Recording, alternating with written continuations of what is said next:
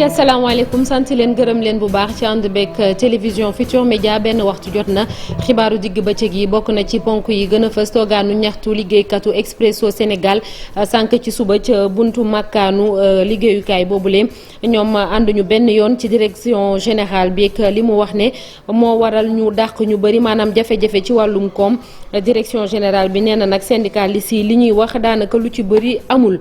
bëri na ay nit yu am ay loraange ci commune yu Bambilor Sangalkam ci Tivaouane Peulh ginnaaw taw yi fa amoon ci week-end bi le jëwrin bi ñu dénk assainissement demoon fa di xool nu ñu toogee ne lotissement yi jaarul yoon moo waral ba ndox mi fu mu waroon jaar mënatu ko ca bët gànnaar bi moom bëri na itam ay njaboot yu dund ci ndox mi ba tey ba tax na ministre de l'intérieur dem na fa mu yitteel tournée bi muy def ci plan Orsec.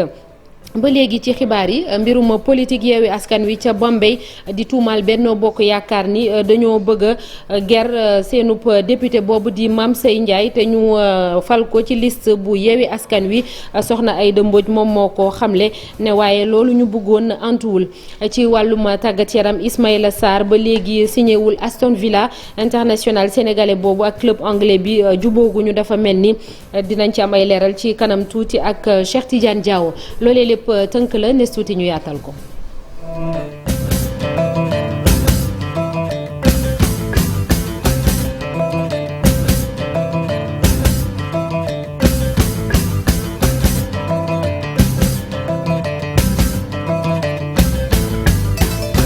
naaw bañ leen ziyaare ba noppi xibaar yi dañ koy doore ak accident bi amoon aljuma ji la weesu ca Malem Hodar mu mel ni bilan bi gën naa diis ndax am na juróom-benneelu nit bu ci ñàkk bakkanam ginnaaw bañ ko yóbbu fële ca Thiès ndax ay gaañu gaañu yu métti yu mu amoon accident bi bu ngeen fàttalikoo ñaari bus transport en commun lañ ci doon tudd benn bi dafa doon moytu ab camion bu paan taxaw ci digg yoon bi te amul triangle de signalisation ñëw mbëkkante ak beneen bus bi ba li mu doomu aadama yooyu ñàkk ci seen bakken lu toll wala boog lu ëpp juróom-ñaar fukk ñoom ñoo ci am gaañu gaañu lu ca bëri yu méttee métti sax ay liggéeykat yu Expresso Sénégal tey jile dañ doon amal ab toogaanu ñaxtu ci buntu makkaanu direction générale bi li ñuy naqarlu mooy seeni njoñ ñu bëri ñu dàq leen direction bi ne ay jafe-jafe yu ñu am ci wàllum koom moo waral lu ni mel te ñoom liggéeykat yi ñu ngi koy weddi nee nañ loolee lépp dara du ci dëgg ba tax na bëgg nañu directeur bi mu abal leen Cheikh Tidiane Diawo Pape Sangone Mbaye. Expresso Sénégal nekk ci ay jafe-jafe li ko waral liggéeykatu ñetteelu opérateur téléphonie mobile dafa am problème ak ñi koy liggéeyal ba direction générale ba dàq juróom fukk ci ñoom. ñu toogaat ay fan rek mu ne non kër gi mi ngi ci ay difficulté gars yi ne ko d'accord kër gi dafa nekk ay difficulté léegi jox ñu documents yi parce que ñun duñu ay luxuskat jox ñu documents yi ñu xool fan nga ko teg mu ne déedéet du joxe documents yi ñu toog benn fan mu ne leen bii de si waxtaan bi moom foog ngeen joxe solution. gars yi ne ko naka la ñuy joxe solution xanaa ñun ay sëriñ lañ wala dañuy li saxaar ne ko ban solution lañ mën a génne. ci toogaay ñaxtu bi ñu doon amal liggéeykat yi tuumal DG bi di Radi Al Mamoun gëmuñu ko dara ci explication yi mu joxe ci jafe-jafe koppor yi boîte bi jànkonteel. dafa am ay difficulté économique génneel documents yi ñu xool ko naka nga mën a demee ci inspecteur bi ne dama am problème inspecteur bi da nga am problème ok kaay ñu xool noonu la ñuy def noonu la ñuy lijjantee réew mi. man mën naa créer sama entreprise xool na gars yi bëgg neexuñ ma ne leen noo ba ngi difficulté économique amul benn support amul benn document suñ la laajee document bi nga ne doo ko génne après nga ne gars yi nañu génne les solutions ban dëkk lañ ne c'est pas possible loolu mënul nekk yow joxoo ñu état financier mënuñu analyser compte yi mënuñ la wax fan la problème bi nekk nga ne nañ génne solution yow da nga ñoo bëgg a tapas nekkate tapas bi nekk dafa bëggoon dem inspection mu defar PVM ba mu mat mu dem inspection yóbbu ko foofu bi mu demee inspection yóbbu ko inspecteur bi ñëw waxtaan ak ñoom ba pare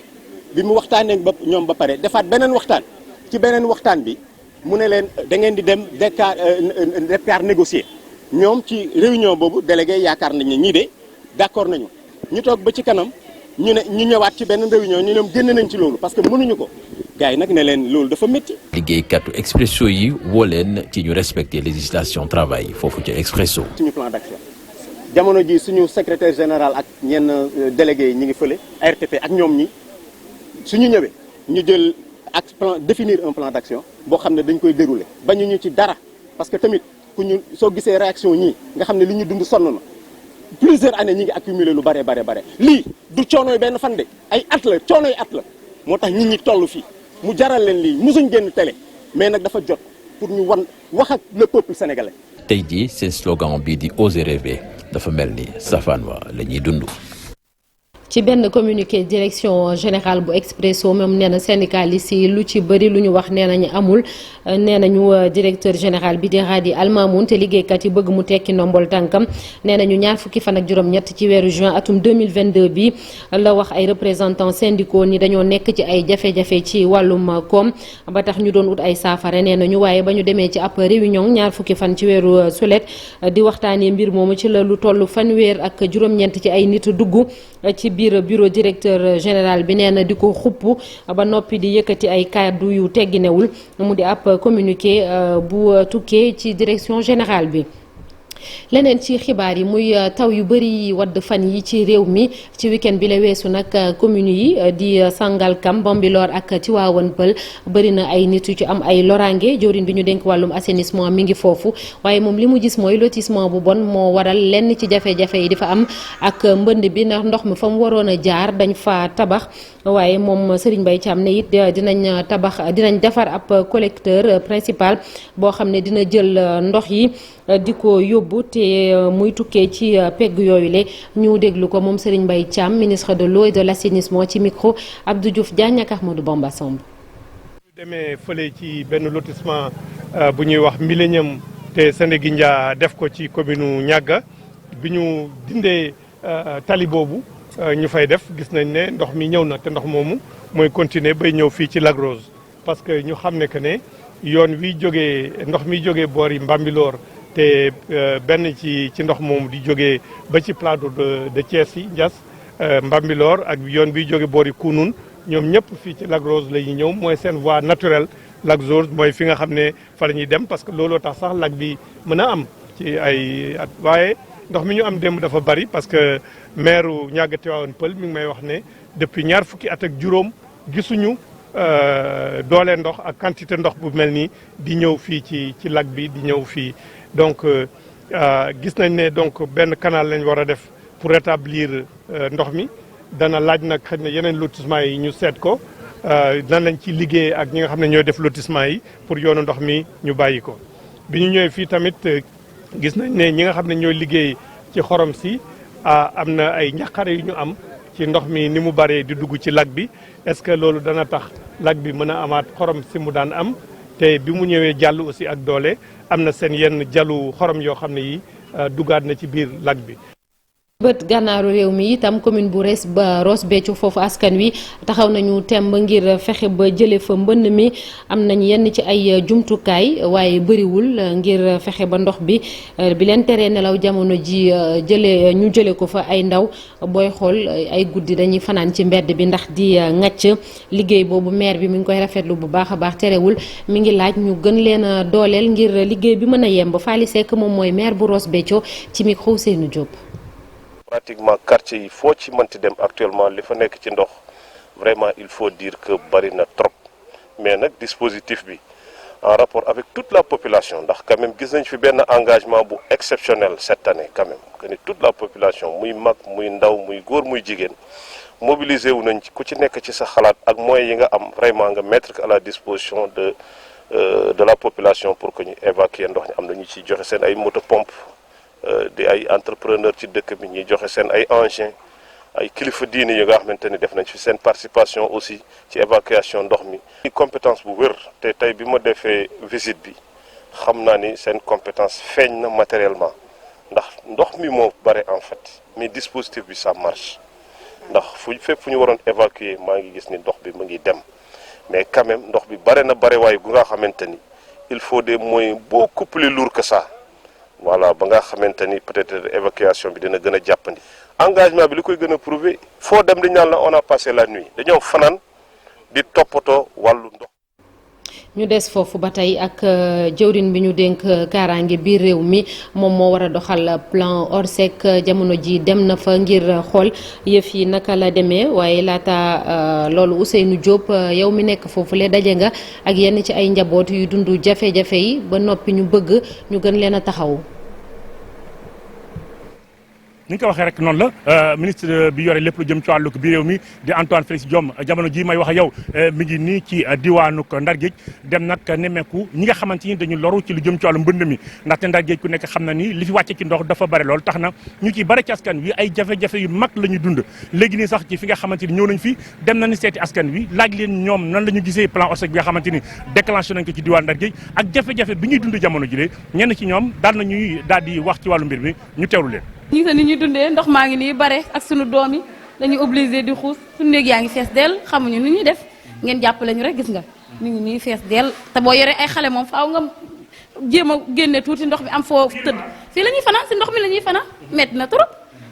trop ngeen jàppale ñu si bu baax a baax. ci ndox mi la ñuy fanaan dañuy tegle muul yi pour mën a fanaan ñu nag suñuy njaboot sonn bay bëgg a dee nañ ñu dimbale ji ndax kër yëpp a fees kër yi fees na douche yi fees na lépp a fees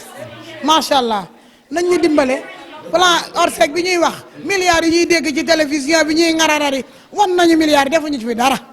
lañ fi deful milliards yi ñuy wax ci plan ORSEC dara ñëwu fi. kon nag mi ngi noonu ministre de l'intérieur mi ngi nii di def tournée fii ci diwaan Ndar Géej tournée bi nag ay étapes yu bare la dem na ci Jàmminaar 15 mètres jamono jile ñu ngi fi nga xamante ni mooy ginnaaw raay bu ñu paree fii itam daañu dem ci Daaru ak yeneen ci gox yi nga xamante ni ñu ngi ci diwaan Ndar Géej li ñu ci mën a jàpp daal mooy ministre bi fu mu dem askan wi li nga xamante ni moom lañ koy yabee mooy lépp loo xamante ni dañ koy def war na gaaw ndaxte ndox mi bare na ci diwaan Ndar Géej te itam ñu ci bare jamono jile kenn nelawatul ndax seen kër yi ndox mu bare moo fa nekk te itam néeg yi nga xamante fa la ñuy fanaan xale yi sax dañu mujj obligé den di génne wala bokk ñu leen di teg ay muur ñu fay fanaan.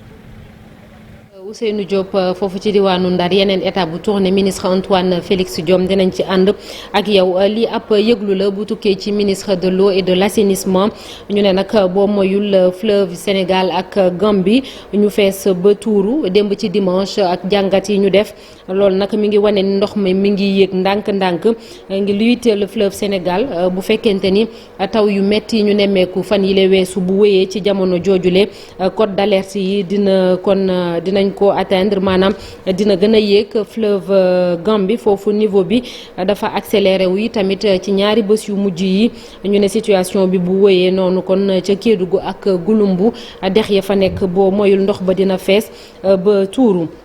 ñu dem ca diwaanu Thiès rawatina ca Thiénaba askan wa fa nekk dañoo génnoon di doxub ñaxtu ndax ndox la ñu bëgg forage bi nekk foofu te di jox ndox Thiénaba ak village yu ko wër dafa paan ay weer a ngi nii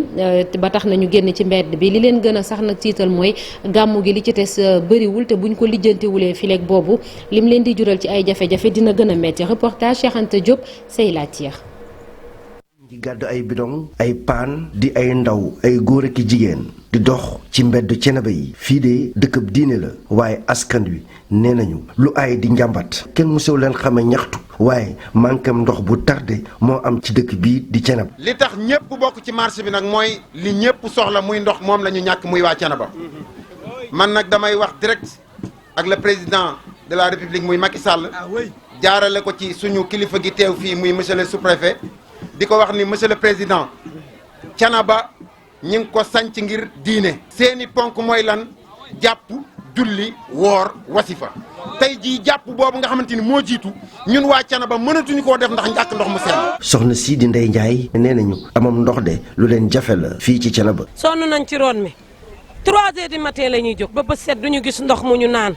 dem di fay sareet yi. nee nañ daanaka li des ci gàmmu gi bariwul te it ñu ngi xaar na kilifa yi ñu taxaw askanaw Thiénaba forage yi nga xamante ne ñoom ñooy nàndal Thiénaba ak dëkk yi ko wër ñu mën leen a defar. réseau bi bañ ko fi defee ci jamonoy Senghor ba tey kenn changé wu ko muy ay paan nekk loo xamante ne ay jafe-jafe la kenn duñu ci dimbali ndegam li fi nekk ci ndox moo mënta nàndal ñi fi dëkk ngalawaay bu gàmmu jotee nan la ñuy def. ñoom sax dem nañu ba sous préfecture bu Thiénaba jox nañu ko ak këyit sous préfet bi di Babacar Wade nee na dina ko jox kilifa yi ngir Thiénaba amam ndox. di jéggalu ci élément boobu ak ni mu jeexee ñu dem fële ca Fatick wax ci aire marine protégée liñ ko taxawal tax na ba ñu xeex bu baax a baax li ñuy jëfandikoo ci géej gi ak ni mu daan ñàkkee yenn saay wala niñ ko daan yàqee te askan wi ñu ci bëri ci loolu la ñu aju ngir mën a dund aire marine communautaire protégée bu Gandoul nekk ca département bu Foundiougne foofu nag am na ab vedette de surveillance bu bees bu mucc ayib buñ leen jox ngir gën a yombal seen liggéey bi ca Fatick la ñuy dem fekk jëfa Aminata Goudiaby ak Abdou Karim Bey.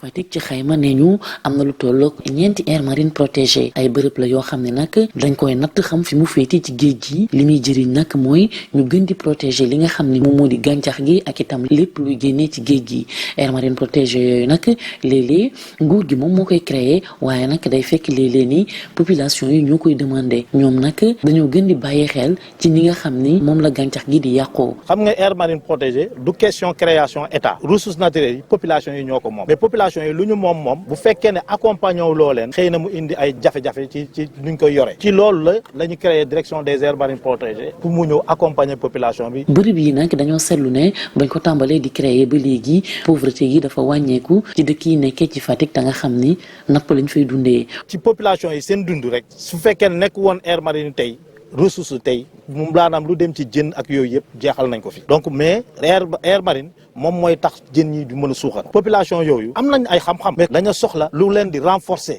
ne aire marine protégée xëy na aar gàncax la aar li nga xamante ne mooy jën yi aar li nga xamante ne mooy picc yi ak leneen li nga xamante ne am na mooy mangrove bi mais li si am solo day tax aussi ñu mun a changer ay activités parce que tey nit ñi mbaal rek lañ doon def donc mangrove bi lañ yaakaar dagg ko jaay mbaa ñu dem mbaal yi ñëw jaay même bu dul période bi sax ñuy forcer di mbaale mais aire marine protégée bi dafa tax ñu indi ay activités yu bees. gàncax gi ak lépp loo xam ne day jóge ci géej gi mënuñu ko def te boolewuñ ci di aaraale li nga xam ne moom moo di mangrove bi looloo waral nag Wetlands International nga xam ne ñoom ci wàllu wi rek la ñuy liggéey jox aire marine protégée bu Gàndul ab gaal goo xam ne vedette la tudd nga xam ne mën nañ koy jëfandikoo di gën a surveiller aire marine protégée yu Gàndul. C'est la deuxième vedette. bi mooy ñaareel yoon ñu fiy indi vedette ndaxte am na beneen bu ñu jox waa Jirnda xam nga surveiller li nga xam ni moom moo di gàncax gi day gën a jàppale askan wi ndax moo tax nag ni ñuy gën a aare aire marine protégée bi nekk ñun suñu yitte.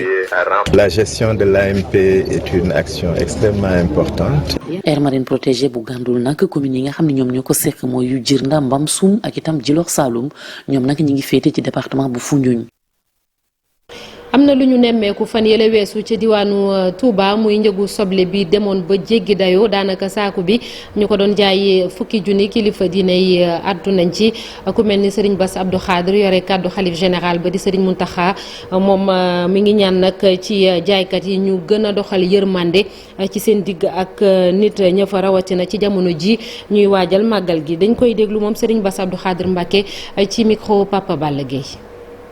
ñoom itam am na lu fi xewal fan yii. waaye na nga xam ne Cheikh Mouhamadou Mountakha mii fii Serigne Touba ku bari yërmande la bu soñoon kenn du tumuraanke xam ngeen lépp lu xew ci dëkk bi sax balaa nguur a ñëw mooy yëkkati àll bi boppam teg ca jox ko ngi déglu ko te xam ne nit ñi seen tuuti moom loolu. nit ñoom li ñu seq ak moom mooy jox ko addi ak diggu ndigal ba ay teram waaye yërmande bi jóg moo tax lu ci xaaj ba xam ngeen daaw bënn bi daanaka lu ma téeméeri million wala lu ko jege def na ko ci. marché occas bi mu lakkee noonu leneen moom kon xam ngeen ku bëri yërmande la kon ñoom itam nañ xam ne sëriñ bi bu soñoon ngeen amul yërmande yéen itam ci jaww ji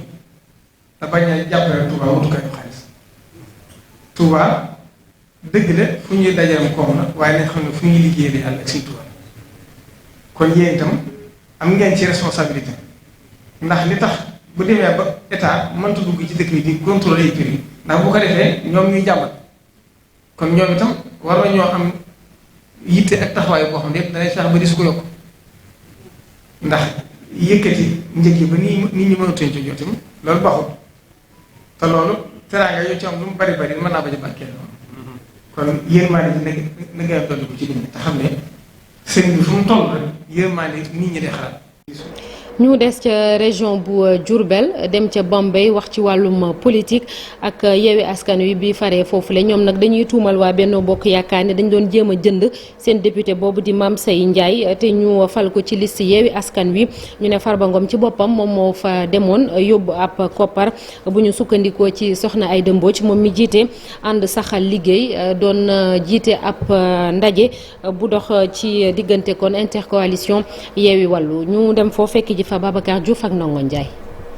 xamle di honorable député Aïda Mbodj moom di nee na président Macky Sall dafa war a jànge ci li nga xam ne moom moo ko weesu ndax saa su jëlee nit du ci am lam ca bëgg. ñu ngi dugg ci biir département yi Mame Saye mii tey ci suba la ñu am information Ablaye Diouf yow nag yëpp nañ la. parce que Baba Garage lañ doon defee transaction yi. waaw Farba Ngom a ñëw. andi xaalisam ñu yónnee ci sa mbokk yooyu ca dingiraay ni ko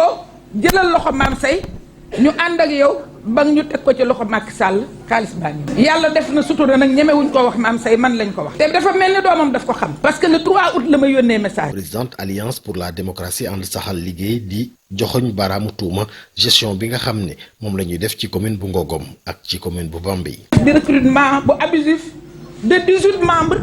yoo xam ne dont 4 de sa famille mu jël leen ak népotisme ngeen rejeté ko ni ko duñ la poteel lu tax ñu jaar ca kaw yónnee ko 50 millions nee na 50 millions dina ko lekk ay staffam ak ciy fay bor loolu lijjanti leen ko ba ngeen xam exécution wu budget bi ànd leen ci ak Moro mu conseiller leen ñu jox leen exécution budget bi lépp lu ngeen deful woon ci budget bi bu mu génn cadre budgétaire bi buñ ko defit ci fonctionnement parce que Bambey dafa am yeneen priorité yooyu muy ñaari xeex yoo xam ne il faut que population yi ànd ci ak effectivement les conseils yi nga xam ne ñoo nekk Ngogom ak ñu nekk département. intercoalition Yewwi Wallu ci département de Bambey doon natt liggéey bu mu def ci élection législative yi ñu génn. élection yooyu nag ñu fàttali ne intercoalition Yewwi Wallu moom moo jël ñaari poste député yi nga xam ne ñoom la Bambey am. exploitation phosphate ca Ndendoor yi nekk fële ca bët gànnaaru réew mi ca région bu Matam maître El Hadj Diouf di avocat société bi Cheikh Amar jiite moom li muy ñaawlu moom nee na mooy préfet bi dafa jéggi lañ ko sant muy préfet bu Kanel ndax dafa joxe dogal ngir ñu arrêté travaux yi foofu dafa jàpp ni dafa am beneen société bu jàpp ni am na sañ-sañ exploité phosphate yi foofule maître El Hadj Diouf fa nekkoon ganu Infos Matin ñu déglu ko ak Chérif Dia. xam nga dañ ko joxoon Cheikh Amar mu di ci liggéey bon après ministre Omar Sarr jël benn arrêté quand même jox ko keneen donc mine bi Cheikh Amar yore woon te Cheikh Amar décret la yore woon xëy na Omar Sarr xamutoon loolu avocat yu Cheikh Amar dem Cour suprême fi ma xam ne nekkee benn wane ni décret bii ma yore bi yore moo ëpp doole arrêté ministériel bi mënu faa jëlee Cheikh Amar léegi waa kër Cheikh Amar donc commencé jëlaat liggéey bi di ko doxalaat fan yi préfet ñëw indi leen benn bataaxal ñu nañ arrêté parce que day bañ coow am rayante am fa ma ne ko déet waaye monsieur le préfet oo naa ko sax ku baax la monsieur Ndoye waxtaan nañ defe naa comprendre na parce que nee na mu ngi wax ak hiérarchie bi ma ne ko nag mënuloo yemale ki am ak ki amul ki moom ak ki moomul ki yoon jox dëgg ak ki yoon joxul dëgg kon li nga war a def mooy aar ki nga xam ne moo nekk dëgg aar ki nga xam ne moom moo am droit liggéey fii ku ñëw pour di ko attaqué nga jàpp ko tëj defe naa ne loolu leer na defe naa ne ci loolu lañu mën a déggoo nee na mu ngi wax ak ay autorités yi nekk ci kaw parce que li ma ko wax dégg na ko te xam na ne li ma wax dëgg la mu ne ma dafa doon jël ay mesures conservatoires rek pour bëgg a jàmm ma ne ko jàmm nag buy am ba lor ñu ñun te yoon jox ñu dëgg ba pare day metti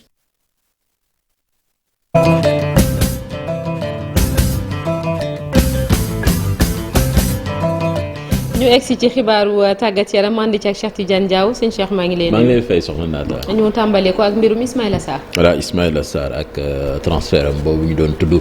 fële ca Aston Villa démb ñu bare jàppoon ni yëf yi yemb na ba mu passé visite médicale am waaye suñu sukkandikoo ci journaliste italien bi spécialiste mercato di Fabrizio Romano nee na transfert bi jamono ji mën na capoter ndaxte dafa mel ni dafa am désaccord maanaam ñàkk jibbo bu am ci diggante joueur bi Ismaïla Sarr ak équipe bi di Aston Villa ci conditions personnelles yi du ñàkk dinañu ci dellu si waat waaye li leer mooy kii di Ismaïla Sarr yéegagul foofu ca Aston Villa bu Steven Gerrard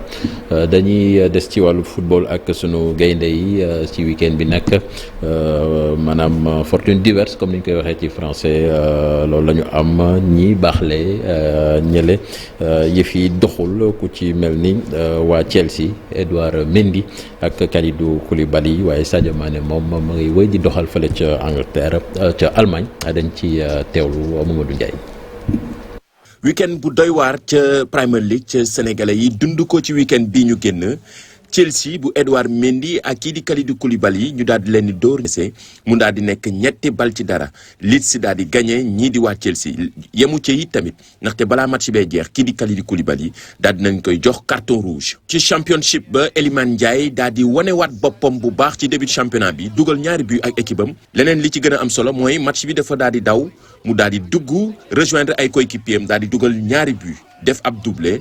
tax équipe am gagné 3-0 ci kanamu Blackburn. Sadio Mané moom continuer ak waa Bayern Munich wone boppam wone seen xarañte ca Bundesliga ba démb waa Bayern daal di daan ñii di waa Bochum 2-0. Sadio Mané wonewaat boppam dugal 2 but mu nekk ñetteelu butam ci ñetti journée foofu ca Bundesliga ca Allemagne. voilà ci jour yi nekk ci tanière bu Sénégal nag li ñu gis mooy ñu bare jamono ji seeni minute barewul ñenn ñi sax amuñu club muy situation bu jafe boo xamee ni Lamine Gueye mi ngi nekk Metz mais di jouer 2e division xale yooyu yëpp tey war nañ ci mën a bàyyi xel ba nga xam ne war nañ leen mën a yaakaara woo ba ñu mën a remplacer ñenn ñi nga xam ne ñoom ñoo fi nekkoon. voilà naata ñu jeexalee ko fële ca Angleterre ak affiche 3e journée tey match bu rëy ca Old Trafford di dox ci diggante Manchester United ak Liverpool di ñaari équipe yoo xamee ni seeni ndorteel ci championnat bi taxu ko baax loolu surtout ci côté Manchester United waaye Manchester seeni recrue bu bees bi di Casemiro nekk jóge Real Madrid moom du bokk ci match bi waaye dinañu ko présenter public bi laata jongante boobu di commencer ci diggante Manchester ak Liverpool muy le derby des rouges les diables rouges contre les Reds de Liverpool. merci beaucoup Cheikh Tidiane Diaw jërëjëf ci xibaaru tàggat yaram dañuy sóobu ci ponk bu mujj mu yëglekaay yi li ñu xëyee tey ak El Hadj Sène Guèye. mi doxoon diggante président Macky Sall président coalition Benno Bokk Yaakaar ak i député observateur xëy dellu si ci moom même ndaje am diirëb juróom-ñeenti waxtu ñu ne jébbal nañu fa kàddu gi nag juróom-ñett fukki député Benno Bokk Yaakaar ya fa teewoon président Macky Sall it ay diglay xare yam leen fa baaxee laas ne Macky Sall xabtal na ay ñoñom ci samedi ji ba mu leen di dalal ñeenti waxtu ci ngoon ba 1h du matin yéene kaay bi ne ci ndaje mu lal woon ci jàmbale nag ndax président wadeew fa génn ak tayel wala njaaxle jëm ci résultat yi ñu génn ci élection législative yi déglu na mbooleem juróom-ñett fukki député yi fa teewoon ñoom ñëpp feddaliko seen kóllëre moom président Macky Sall waaye jaajëfal seen tête de liste coalition soxna Aminata Touré ci liggéey bu rafet bi président Sall laas ne ci lu wuuteeg li ñenn ñi jàpp dafa gis ne Benno Bokk Yaakaar ñàkkul wot ak kóolute askan wi fan ñàkkee rek mooy fa seeni ñoñ doon wujjeeka xëccoo jaawale mbir yi foog ne investiture la ca moo ne ëllëgu nguur gi nga xamante ni mooy seen nguur moo nekkoon enjeu xëccoo bi xaw tuut mu jural leen sax musiba waaye moom président nee na dina ci def jàngat yi war jubbanti lépp lu jëm ci bureau assemblée nationale it ak na muy tëddee les Échos ne Macky Sall jot na carte blanche bu ay député maanaam ci gàttal ne nañ ko doxalal yaay tànn ngir poste yi gouvernement bu bees bi ñenn ñi xaarit le quotidien moom ne ci ëllëgu installation assemblée nationale bu bees bi lañu koy taxawal boobee gouvernement assemblée nationale nag ak la fa mën a doxal ci dul ànd ak benn gàllankoor liggéeyu 14e législature bi mooy nguur gi xam ne léegi am na lu ko lënkale ak opposition bi docteur El Hadji Oumar Diop bu université Cheikh Anta Diop bu Ndakaaru moo ni waxee ci Sud Quotidien ndax dafa gis ne waxtaan su amul diggante ñaari wàll yi lëngoo ngir liggéey bi du yomb ci ñu fa ëppale toogu di majorité bi danoo war a xam ne seen njariñ ci ñu gën a jege opposition Benno Bokk Yaakaar ak élection yeneen yu HCCT au conseil collectivité territoriale mbootaay gi mel ni kuy dawal laax-laalo ci tali bu ne yàmmalang l'info moo ni waxee ak coalition yu mag yu opposition bi wan ginnaaw yooyee wote HCCT ku moytuwul Benno Bokk Yaakaar rafale lépp bu ko defee mu sokola beige rawatina ba juróom-ñaar fukk membre yi sax président ci boppam moo leen di tànn moom président Macky Sall nag président Abdoulaye Wade mel ni ku koy kalaame ca ku tedd ki ca Touba Mbacké ndax la tribune xëy na xamal ñu ne moom xalif général kulu murid Serigne Mountakha Bassir Mbacké dalal na délégation PDS bu fa Abdoulaye Wade yebaloon ñu fàttali ko moom kilifa gi la ñu juboo woon ca Masalikul Jinaan yéene kaay bi ne bokkoon na ci diggéey président Sall jëm ci ñibbi si Karim Wade ci lu lalu ci benn condition waaye ba sànq furas daal di xiddeen moom Karim Wade ci ndajem délégation PDS be ku tedd ki xamal na fi kilifa gi yéeneem nekk mbër bu keroogee 2024 kilifa gu tedd gi ñaanal délégation bi seede fa seede yu rafet jëm ci président Abdoulaye Wade taalibe bi mu doon mag bi mu doon ci yoon wi wàllu liggéey libération xëye kërug téléphone gi di Expresso yéene kaay bi ne direction bi ci boppam di kilifteefal kër gi ñoo ñàkk réseau ndax ginnaaw ba nu fa dàqee liggéeykat yu bari ndax cooxe ci wàllu koom ñu ne dañ caa teg dàq juróom fukki agent yeneen ngir takkum brassard rouge une saas ñaawlu doxalin wi Guy Marius Sagna it na ko noonu moom mi gis ne sax fukki at ak ñaara ngile daanaka Expresso deful benn investissement Sénégal kër geneen di kërug yónnee ak koppar gi di Wave source aané ay clientam ñu ngi jaabante fan yëpp commissariat di porter plainte ndax seeni compte yu nuy sàcc ci yéene kaay bi artiste bu siiw di ci defi seede ne alxamis ji dong dong ñu génn lañ sàcc portable am boori juróomi waxtu ci ngoon juróomi waxtu tegal fanweeri minute ñu yëlëb ba mu set wi ci compte Wave am 52 francs la ñu ko fa bàyyil maanaam fukki dërëm ak ñaari fistine ci amoon na fa mu ne lu ëpp 300 000 le 10 août yéene kaay bi ne ñaar ñeneen ñu nu sàccal kii ñaar fukki junni ka des fanweeri junni ña nga woon ca commissariat jàmm gën si Cap Mbaaw ngir it porter plainte ñu des ak yónneeg jotum koppar ak Le Soleil mi xëyee nataalu président Sall yéene kaay bi waxtaane programme cash transfert ne téeméer ak juróom benn fukk ak ñetti junni yu tegal ñaar fukk ak juróom ñetti bénéficiaire di ñu ca jariñoo daanu jot ci seeni koppar ci ayu bés bii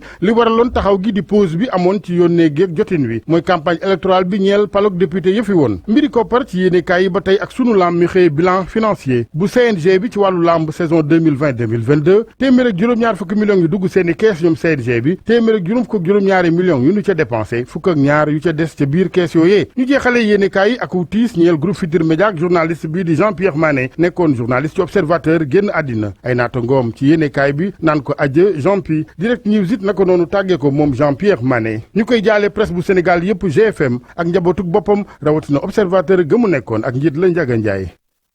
di ñaan suñu borom yërëm ko merci beaucoup El Hadj Assane Gueye sant leen gërëm leen itam ci ànd beeg ñun rédaction bi di leen dig daje incha allah à partir de 19h 19h30 xibaar yi ci wolof 20h